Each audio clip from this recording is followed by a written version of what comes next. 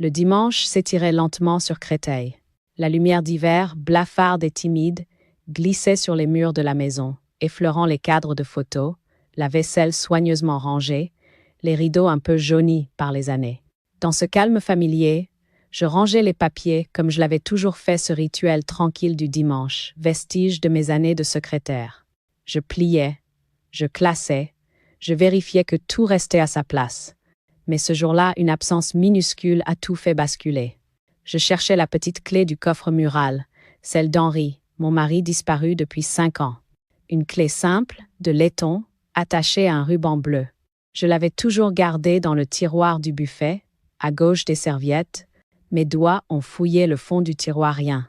J'ai vérifié sous les piles de papier, puis dans le pot à stylo, puis sur la console de l'entrée. Rien. Une absence nette. Je me suis figée, le cœur légèrement battant. Cette clé, c'était plus qu'un bout de métal. C'était la promesse d'ordre, de mémoire, de continuité. Elle ouvrait le petit coffre derrière le tableau au coquelicot, là où je gardais les papiers importants. Livret de famille, assurance, carnet d'Henri, lettres, souvenirs. Je l'ai toujours considéré comme mon devoir, ce coffre. Une manière de faire vivre encore ce que nous avions construit ensemble. Alors, en ne trouvant plus la clé, j'ai eu la sensation étrange qu'un fil invisible venait de se rompre. C'est à ce moment précis que j'ai entendu des pas dans le couloir. Des talons secs, un pas décidé. Puis la voix de ma fille. « Maman ?» Sophie est apparue dans l'encadrement de la porte. Écharpe soigneusement nouée, manteau ouvert sur un chemisier blanc, ce regard assuré qu'elle a pris avec l'âge mélange de bienveillance et d'impatience. Elle m'a observé un instant, debout devant le buffet entrouvert, et a soupiré. « Qu'est-ce que tu cherches encore ?» J'ai tenté un sourire, un peu gêné. « La clé du coffre. Tu sais, celle avec le ruban bleu. Je l'ai toujours mise ici. » Elle a haussé les épaules. « Ah, ça !» Son ton était étrange, presque préparé. Elle s'est approchée, a posé son sac sur la table, puis m'a regardé droit dans les yeux, sans détour.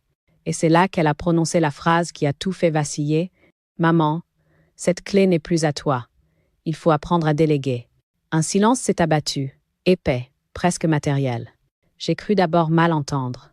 Je l'ai fixé, sans comprendre. « Comment ça? Plus à moi ?» Elle a pris une inspiration, comme on s'arme avant une explication importante. J'ai pris la clé, oui. Pour ta sécurité. Tu es seule, tu pourrais égarer des papiers importants. C'est mieux si je garde un œil sur tout ça. J'ai pris la clé. Ces 4 mots m'ont glacé. Elle ne m'avait pas demandé.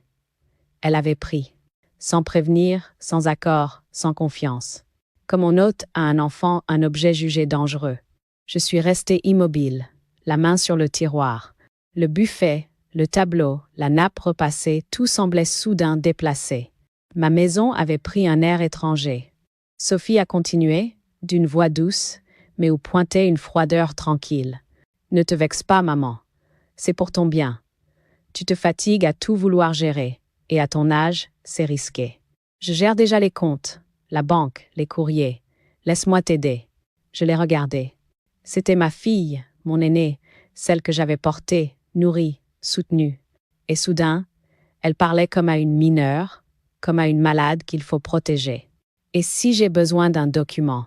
ai-je demandé, d'une voix basse. « Tu m'appelles, je viendrai. C'est plus simple comme ça. » Simple. Le mot m'a fait mal. Rendre quelqu'un simple, c'est parfois le priver de sa complexité, de sa liberté.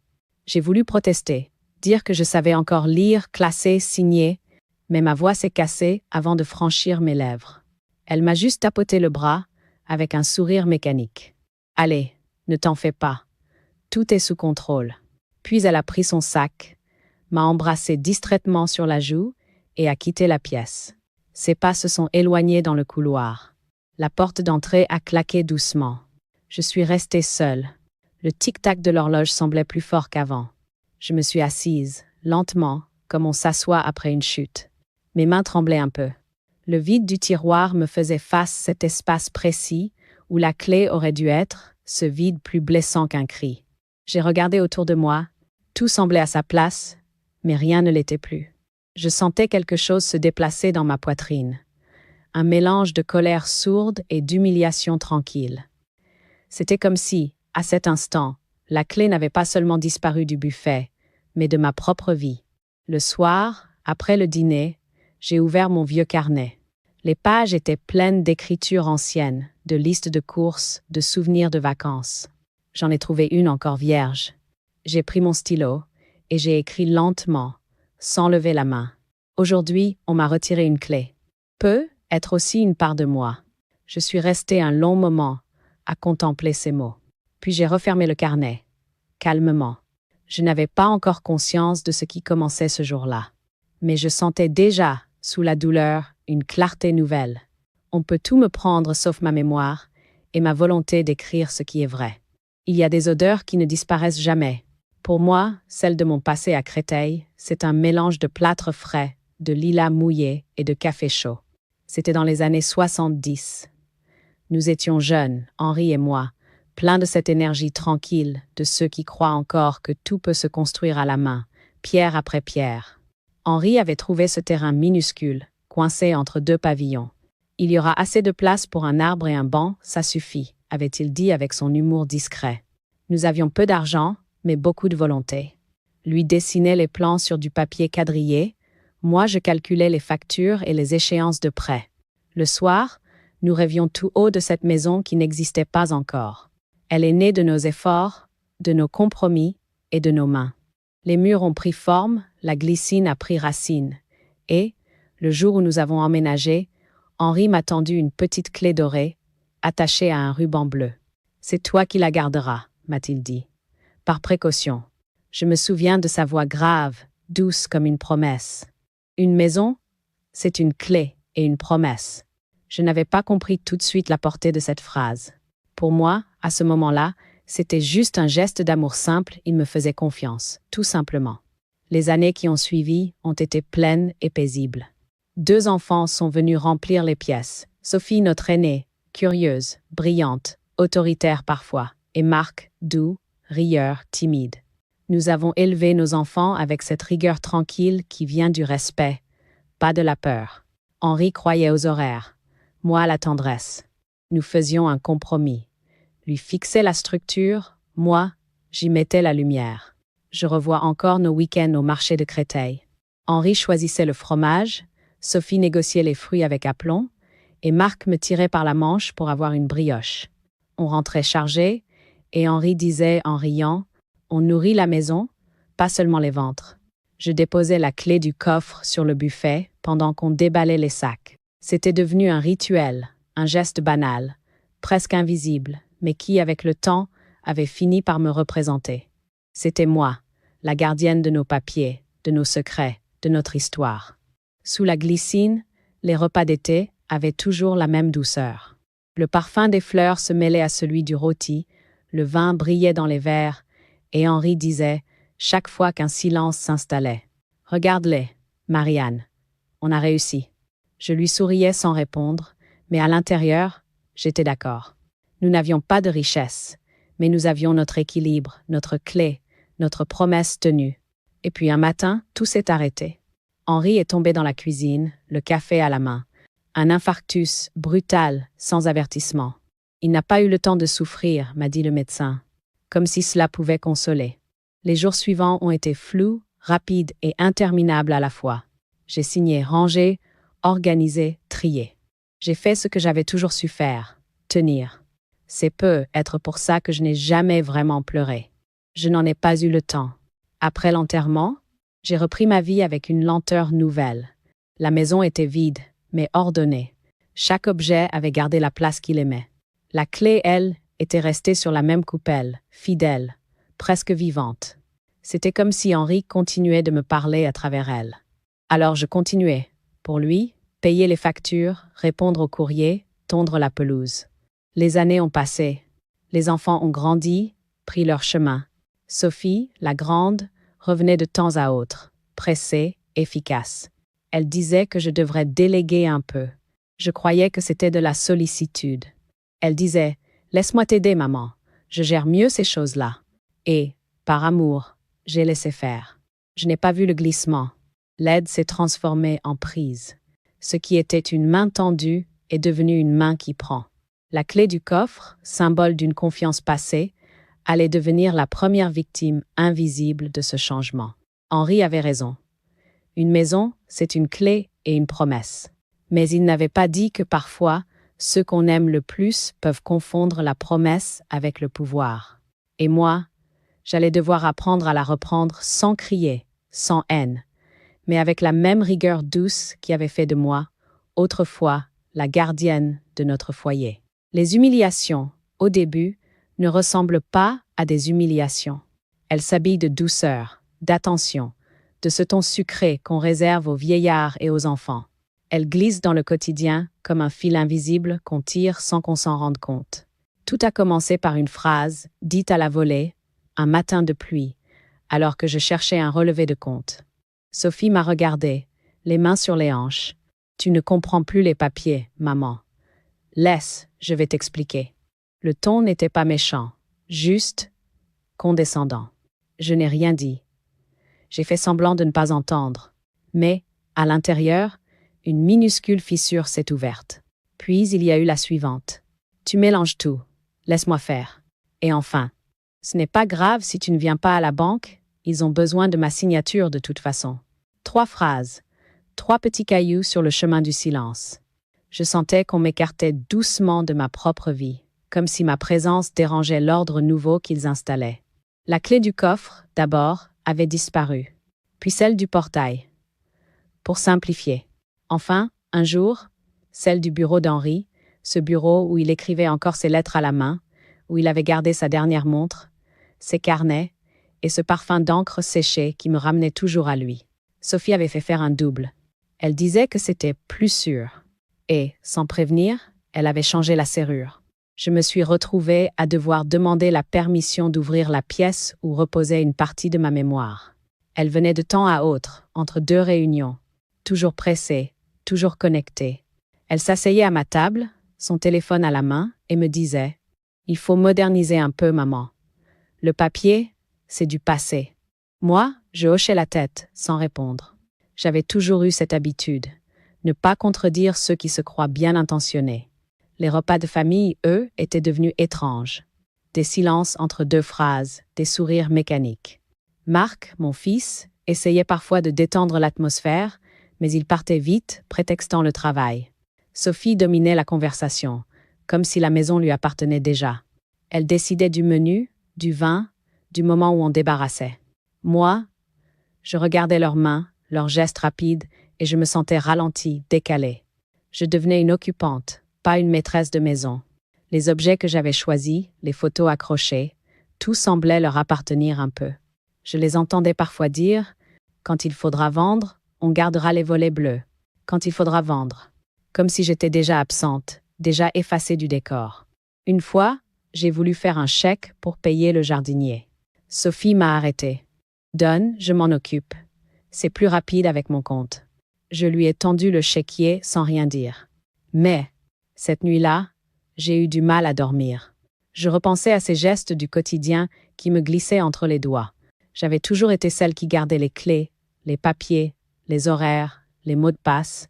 D'un coup, j'étais devenue celle à qui l'on explique comment ne pas se tromper. Les déjeuners se terminaient souvent par des phrases que je redoutais. « Ne t'inquiète pas, tout est sous contrôle. » Sous contrôle. Mais plus sous le mien. J'ai commencé à écrire. Pas des lettres, pas des plaintes, juste des phrases, brèves, pour ne pas oublier. Dans mon carnet à couverture beige, celui qu'Henri m'avait offert pour mes 60 ans, j'ai noté un soir. On ne me parle plus qu'après les décisions. J'ai fermé le carnet, calmement, et j'ai reposé le stylo. C'était ma façon à moi de garder encore une clé, celle des mots. Les jours suivants, j'ai senti quelque chose grandir, pas encore de la colère, plutôt une lucidité froide. Une maison ne se vide pas seulement quand les meubles partent. Elle se vide quand on cesse d'y être écouté. Alors j'ai choisi de me taire, non par faiblesse, mais par observation. J'ai compris qu'avant d'agir, il fallait regarder, tout voir, tout noter. Le silence, parfois, prépare mieux que les cris. Ce matin-là, tout semblait d'une banalité désarmante. Le ciel de Créteil était gris, un de ces gris qui ne promettent ni pluie ni lumière. Je m'étais levée tôt, comme toujours. Le café était encore chaud, La radio parlait d'un accident sur l'A86 et je m'apprêtais à trier le courrier, ce rituel que j'aimais tant. 3 enveloppes, une publicité, une facture EDF et une lettre à l'entête d'une banque.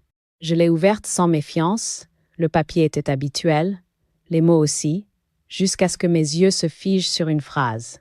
Transfert effectué vers le compte de Madame Sophie L. pour gestion patrimoniale et simplification des flux. Un transfert, depuis mon compte, vers celui de ma fille. J'ai relu 3 fois. Je n'ai pas compris tout de suite. Puis j'ai vu le montant. 28 000 €. Ce n'était pas une erreur de frappe. Mon cœur s'est mis à battre d'une façon étrange, rapide mais étouffée, comme si le son de ma propre vie m'arrivait en sourdine. J'ai cherché un papier, une signature, un accord, rien. Je n'avais jamais signé rien. Pas récemment, pas pour ça. Je suis restée assise longtemps, la feuille dans la main. La maison était silencieuse. On n'entendait que le tic-tac de l'horloge d'Henri dans le couloir. Cette pendule qu'il remontait chaque dimanche, comme pour remettre le monde à l'heure. Et moi, ce matin-là, je venais de comprendre qu'on avait déréglé le mien. J'ai appelé la banque. Une voix polie, distante. « Oui, madame, c'est un transfert prévu par procuration. » « Quelle procuration ? » Celle signée il y a, oh, laissez-moi voir, 15 ans après le décès de M. Henriel. Je me suis tue. 15 ans. Oui, je me souvenais. Cette procuration, je l'avais donnée à Sophie, par confiance, pour régler quelques factures après la mort d'Henri. C'était une formalité, une aide ponctuelle. Rien de plus.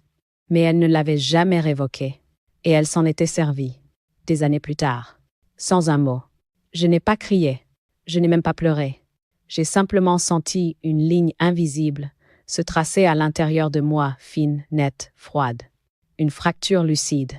La clé, la fameuse clé du coffre. Elle avait disparu bien avant ce courrier. Ce jour-là, j'ai compris. Ce n'était pas qu'un objet. C'était un signal. Le début d'un glissement calculé. Sophie n'avait pas seulement pris une clé. Elle avait pris le droit d'ouvrir, de fouiller, de déplacer et maintenant de transférer. Je me suis levée lentement et marché jusqu'au mur du salon. Là, derrière le tableau au coquelicot, la serrure du coffre mural me regardait, vide, inutile. Cette absence de métal, ce petit trou béant, c'était l'image exacte de ce que je ressentais. Une dépossession invisible. J'ai cherché dans mes dossiers. Les relevés bancaires, les reçus, les anciens courriers, et plus je fouillais, plus je trouvais d'anomalies. Des retraits, des virements, des frais de gestion à son nom. Des signatures qui ressemblaient vaguement à la mienne, mais non, ce n'était pas mon écriture. Pas ce L penché, pas cette boucle trop large. Alors j'ai tout aligné sur la table. Les feuilles, les factures, les preuves. Et j'ai senti la douleur se transformer en autre chose, pas encore de la colère, non, mais une lucidité glaciale. Celle qu'on ressent quand il n'y a plus de doute possible. J'ai pris mon carnet, celui de mes confidences muettes à la couverture beige. J'ai écrit, lentement, pour que les mots s'ancrent. Fausse clé, faux droit, preuve à chercher.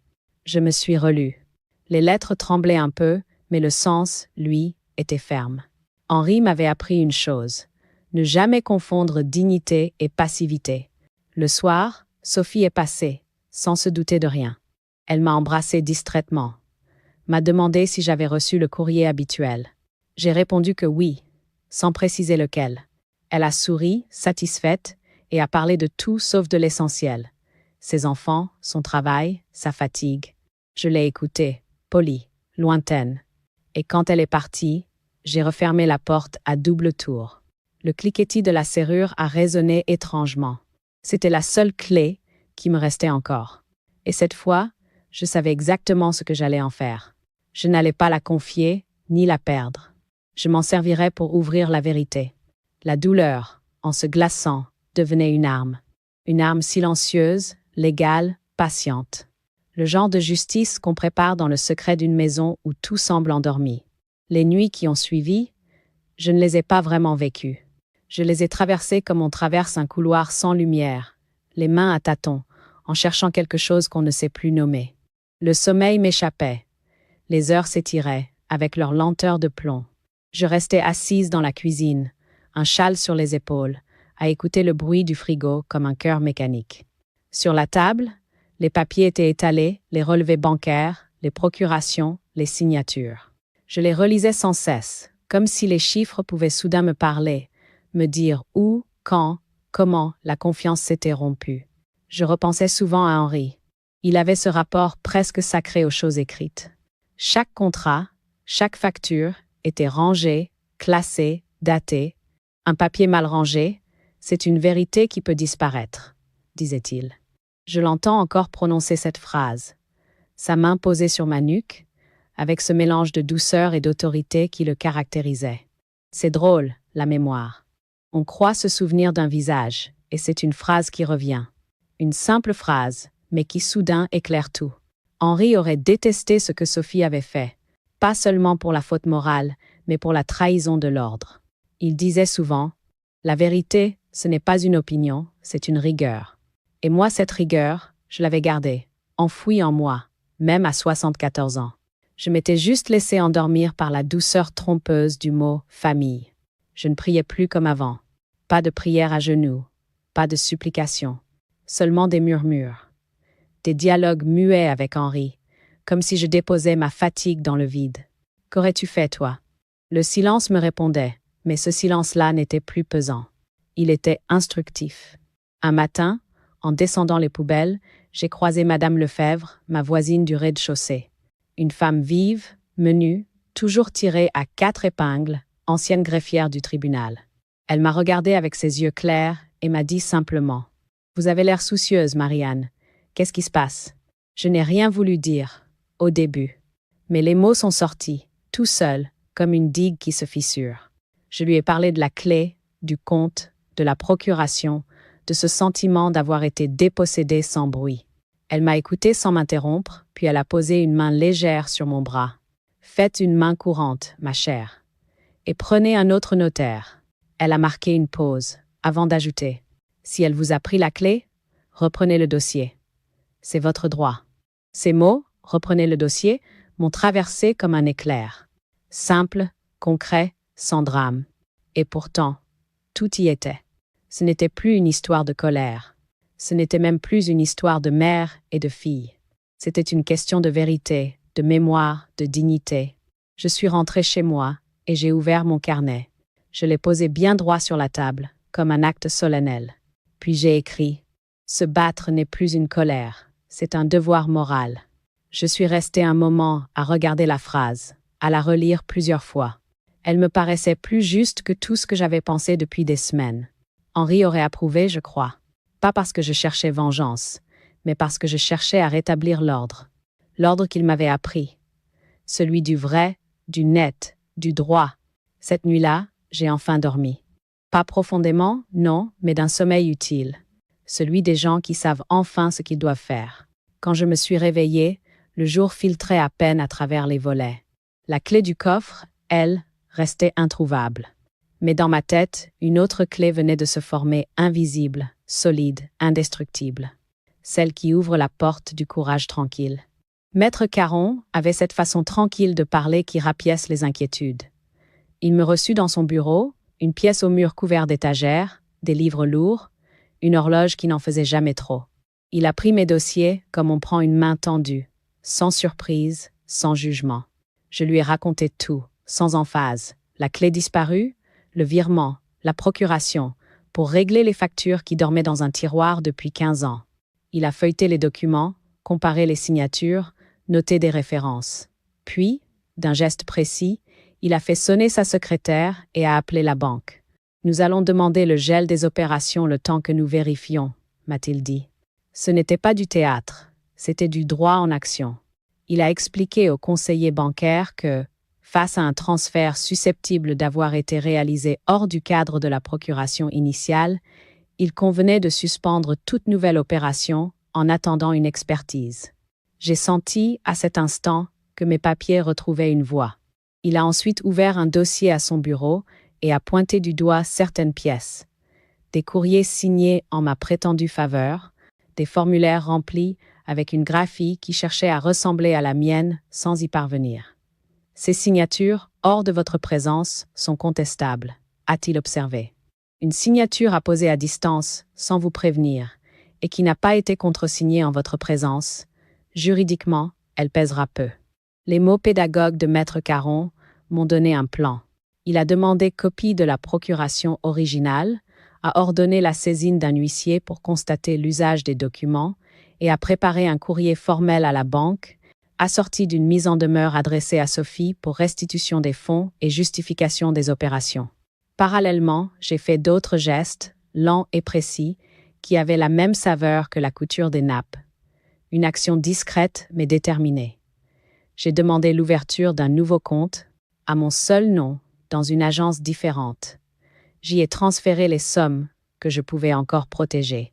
Le geste était presque rituel. Poser la nouvelle clé administrative sur une table qui ne tremblerait plus. J'ai aussi pris rendez-vous pour rédiger mon propre testament. Ce fut un moment solennel, intime. Assise face à Maître Caron, j'ai dicté mes dernières volontés avec la même clarté que lorsque, jeune secrétaire, je transcrivais des procès-verbaux. Tout devait revenir à Marc et à Léa, la petite fille qui m'appelait « Mamie » sans calcul. « Il est important », m'a dit le notaire, en faisant d'une main la table, « que vous posiez par écrit ce que vous souhaitez de votre vivant. Cela évitera les interprétations, les zones d'ombre. » Chaque signature posée ce jour-là avait la douceur d'une réparation. Pas de triomphe, non, juste la satisfaction d'un devoir accompli. Entre les rendez-vous, j'ai rassemblé les preuves. Relevé bancaire, photocopie de la procuration, échange de courrier, témoignage écrit de Madame Lefebvre qui avait vu Sophie prendre la clé un dimanche. Tout fut classé méthodiquement dans une chemise à onglets que j'intitulais sobrement. Clé numéro 2, vérité. Quand je l'ai fermée, le ruban m'a paru léger et lourd à la fois léger, parce que le mensonge n'avait plus le monopole du récit, lourd parce que je savais que l'affaire n'était pas finie. Maître Caron a tapé quelques recommandations. Dépôt d'une main courante, saisie conservatoire si nécessaire, et si la banque ne coopérait pas, une assignation. Tout cela était froid et net, administratif comme une partition, mais efficace comme une serrure bien posée. Ce qui me surprit le plus, c'était mon calme. Je n'avais pas envie de hurler.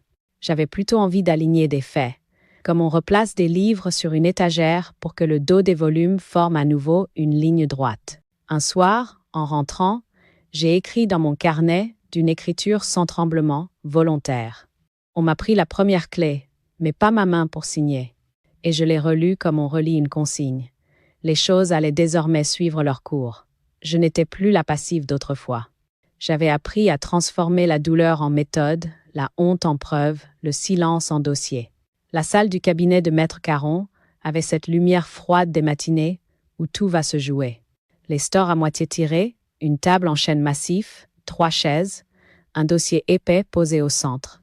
Je suis arrivée en avance, comme toujours. J'avais glissé dans mon sac mon carnet beige et un mouchoir propre réflexe ancien, celui des femmes qui savent que la dignité tient parfois à un simple morceau de tissu. Sophie est entrée 10 minutes plus tard. Son parfum m'a précédé, puis son pas assuré. Elle avait ce sourire professionnel, celui qu'on porte quand on croit maîtriser la scène. Elle m'a embrassé du bout des lèvres. « Maître, merci de nous recevoir, dit-elle. C'est juste un malentendu administratif. » Je n'ai rien répondu. Maître Caron, lui, s'est installé lentement, avec ce calme des hommes qui savent que le temps joue en leur faveur. Il a ouvert le dossier, en a sorti les copies, les relevés, les courriers.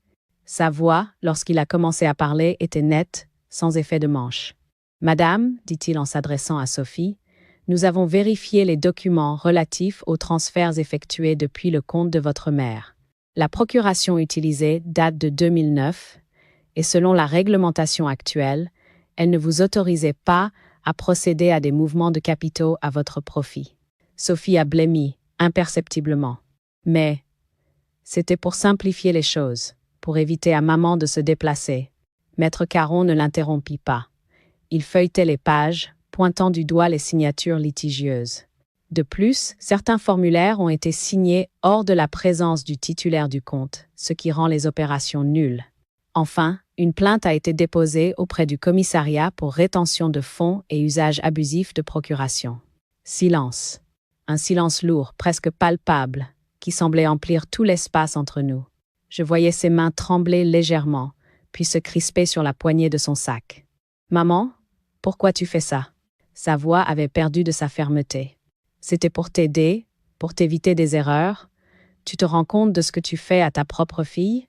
Je l'ai regardé longtemps, pas avec colère, non, avec cette clarté calme qui précède la justice. Puis j'ai dit simplement « Aider, ce n'est pas cacher. » Je l'ai laissé respirer 1 seconde. Et aimer, ce n'est pas privé. Je crois qu'elle n'a pas compris tout de suite. Les mots se sont plantés doucement, comme des épingles invisibles. Elle a voulu répondre, mais le notaire a refermé son dossier. Légalement, dit-il, il ne s'agit pas d'une erreur mineure. Mais votre mère, dans sa grande sagesse, a souhaité que les choses soient réglées sans procédure longue ni tapage. Vous allez restituer les sommes et renoncer à toute procuration. Il a pris dans un tiroir un petit objet métallique, posé sur un papier blanc, une clé, celle du coffre mural. Elle brillait sous la lumière comme un éclat d'ordre retrouvé. « Madame L, voici ce qui vous revient, dit-il, symboliquement et juridiquement. Je l'ai prise. Pas comme on prend un trophée, mais comme on reprend une part de soi qu'on avait laissée s'endormir. Le métal était froid, dense. Je l'ai glissé dans ma paume. Sophie a baissé les yeux. Je crois qu'à cet instant, elle a compris que ma bataille n'était pas contre elle, mais pour la vérité. Elle a murmuré « Tu ne me pardonneras jamais ». Je lui ai répondu doucement. Le pardon n'efface pas les faits, il les range à leur place. Puis je me suis levée, lentement. J'ai salué Maître Caron, le remerciant d'une voix posée. Et sans un mot de plus, j'ai quitté la pièce. Dehors, l'air de Créteil sentait la pluie prochaine. Je me suis arrêtée un instant sur le trottoir, la clé serrée dans ma main. Je n'éprouvais ni triomphe, ni amertume, seulement une paix lucide. Cette paix qu'on ressent quand, après avoir longtemps subi, on retrouve enfin la maîtrise sans éclat, sans vengeance, mais avec droiture. J'ai pensé à Henri. Une maison, c'est une clé et une promesse. La mienne venait de renaître. Le scandale n'a pas éclaté avec fracas. Il s'est diffusé lentement, comme une tache d'encre sur un drap. Les nouvelles, à Créteil, n'ont jamais besoin de cris pour circuler. Elles glissent d'un porche à l'autre, entre 2 salutations polies. On disait simplement « Vous savez, la fille de Madame L, celle qui avait pris les papiers, eh bien, c'est réglé maintenant. » Et toujours la même phrase, murmurée avec ce mélange d'admiration et de prudence. Elle a tout repris en main, sans crier. Sophie, elle, ne venait plus. D'abord sous prétexte de travail, puis plus du tout. Elle répondait aux messages par des phrases courtes, froides, administratives. « Je suis débordée, on en reparlera. » Mais il n'y avait plus rien à reparler. Je savais que derrière son silence, il y avait autant de honte que de colère. La honte d'avoir été démasquée, la colère de ne plus dominer. Marc, au contraire, est revenu. Lui qui s'était toujours tenu à distance des disputes familiales, est arrivé un dimanche avec un bouquet de tulipes et un regard franc. Il n'a rien demandé, rien jugé. Il s'est assis à la table, a regardé autour de lui et m'a dit simplement « Ça sent le propre ici, maman. » Je crois qu'il voulait dire « Ça sent la paix. » Nous avons bu un café sans parler de Sophie. Pas besoin. Les silences entre nous avaient retrouvé leur douceur d'autrefois. Il m'a aidé à remettre de l'ordre dans les papiers, à classer les dossiers du notaire, à archiver les copies de la plainte.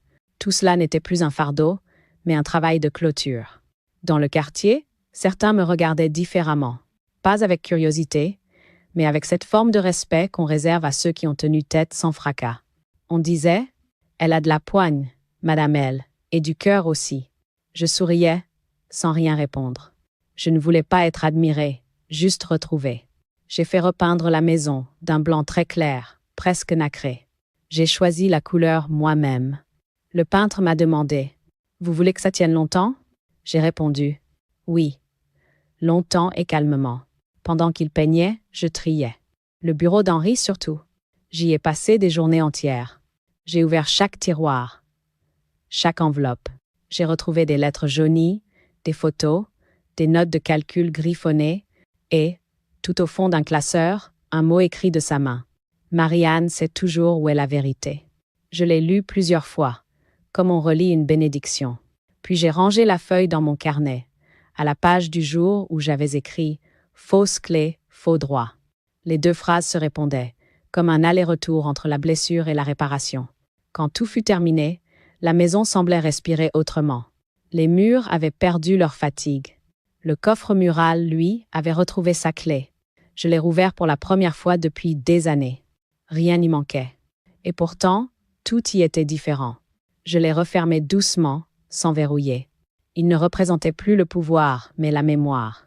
Et cette mémoire, désormais, ne pesait plus. Le passé, je ne l'avais pas effacé. Je l'avais rangé. Comme on referme une boîte, non pour oublier ce qu'elle contient, mais pour pouvoir enfin vivre autour. J'ai fini par vendre la maison. Pas par rancune, ni par lassitude, simplement parce que tout y était accompli. Chaque pièce avait retrouvé son ordre. Chaque souvenir sa place. J'avais refermé les tiroirs d'Henri, classé les papiers, planté une dernière fois le regard sur la glycine du jardin. Puis j'ai signé la vente, d'une main ferme. Le notaire m'a demandé « Vous êtes sûr de vouloir quitter tout ça ?» J'ai répondu « Oui. On ne quitte pas un lieu. On quitte ce qu'il a cessé de contenir. » Quelques semaines plus tard, je me suis installée dans un petit appartement au bord du lac de Créteil. Un 2 pièces claires, avec un balcon où viennent se poser les pigeons et, à certaines heures, la lumière du soir. Ici, le silence n'a plus rien de pesant. Il respire. Mes journées ont retrouvé un rythme doux, presque transparent. Le matin, je lis Balzac, Colette ou les journaux locaux, juste pour savoir que le monde continue. Je fais un peu de couture, pour le plaisir du geste, pas par nécessité. L'après-midi, je marche le long du lac. L'eau a cette façon de refléter le ciel qui apaise tout ce qu'elle touche. Je m'y arrête souvent, juste pour écouter le vent faire frissonner les roseaux. Un jour, j'ai écrit à Léa, ma petite fille. Elle m'avait envoyé un dessin d'école, un petit cœur rouge avec mon prénom en capitale. Je lui ai répondu par une lettre simple, presque un poème. On peut perdre des clés, mais pas le sens de la porte. Je voulais qu'elle comprenne, un jour, que tout ce qui compte dans la vie, ce n'est pas ce qu'on nous prend, mais ce qu'on choisit de garder. Elle m'a répondu quelques semaines plus tard, d'une écriture maladroite. « Mamie, moi aussi j'ai une clé. Elle ouvre ma boîte à secrets. » J'ai souri.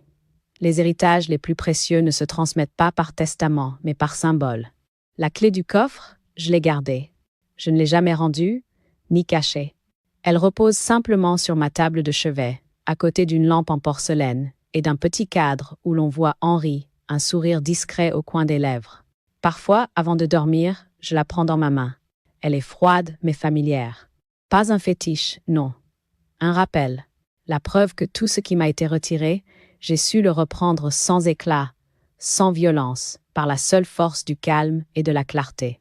Un soir, en regardant le reflet du crépuscule sur le lac, j'ai murmuré.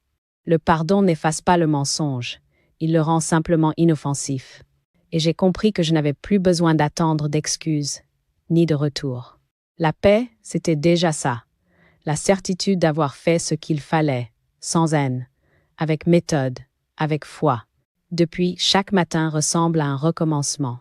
Les pages de mon carnet sont presque pleines, mais il me reste encore de la place pour les choses à venir, pour les mots à dire, pour les silences qui, parfois, valent bien plus que les verdicts.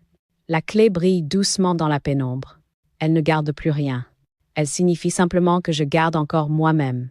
Ce soir-là, le ciel de Créteil avait la couleur d'un vieux drap lavé 1000 fois pâle, doux, presque transparent. J'avais laissé la fenêtre entr'ouverte et l'air tiède d'avril s'infiltrait dans la pièce. Sur la table, mon carnet m'attendait, celui à la couverture beige, celui qui avait tout vu, tout porté, mes doutes, mes preuves, mes sursauts de courage. Je l'ai ouvert à la première page. Les lettres, un peu tremblées, y disaient simplement « On m'a pris la clé ». J'ai souri, non pas avec amertume, mais avec cette tendresse qu'on éprouve parfois pour la femme qu'on a été. Puis, lentement, j'ai pris mon stylo, le même que j'utilisais autrefois pour signer les comptes d'Henri, et j'ai ajouté, d'une écriture droite, mais j'ai gardé la serrure.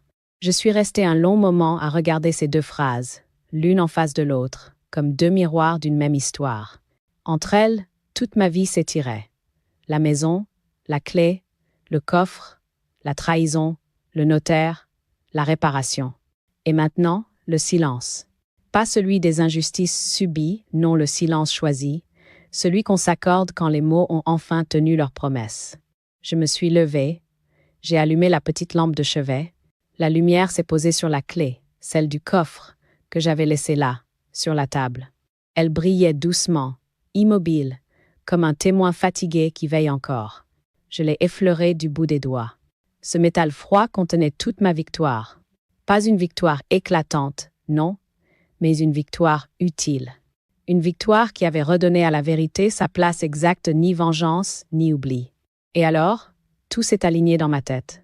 Les gestes perdus, les humiliations silencieuses, les nuits de doute, la voix d'Henri, les conseils de Madame Lefebvre, la rigueur tranquille de Maître Caron, les lettres, les signatures. Tout formait un fil solide, tissé dans le calme et la droiture.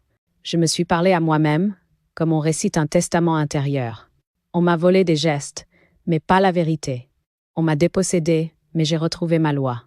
J'ai appris qu'à mon âge, la justice n'est pas une revanche, c'est une lumière qu'on rallume. Les mots résonnaient doucement dans la pièce, sans colère, sans triomphe. C'était la fin d'un cycle et le commencement d'un autre. Dehors, la ville se taisait. Le lac reflétait quelques lueurs orangées, les lampadaires s'allumaient un à un. Je me suis assise au bord du lit et j'ai regardé la clé, posée à côté de mon carnet. Elle ne servait plus à rien. Elle n'ouvrait plus de coffre, plus de tiroir, mais elle restait là, témoin silencieux de ce que j'avais reconquis. Ma place, ma voix, ma paix. J'ai soufflé la lampe. La pénombre a englouti la pièce, ne laissant qu'un dernier éclat sur le métal. J'ai fermé les yeux, en murmurant presque pour moi. Le silence peut aussi être une forme de justice. Créteil s'endormait. Et moi, pour la première fois depuis longtemps, je respirais pleinement.